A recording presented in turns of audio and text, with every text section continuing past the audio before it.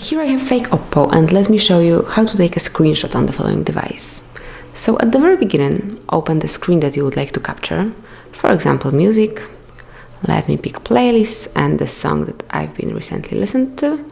And now use the following combination of keys, so keep all together power key and volume down key for about 2 seconds.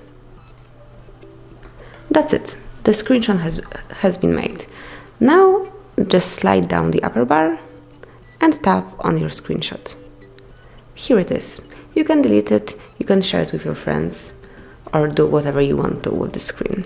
You can also open it via gallery, so you have to go back to your home screen, then open the gallery, go to screenshot,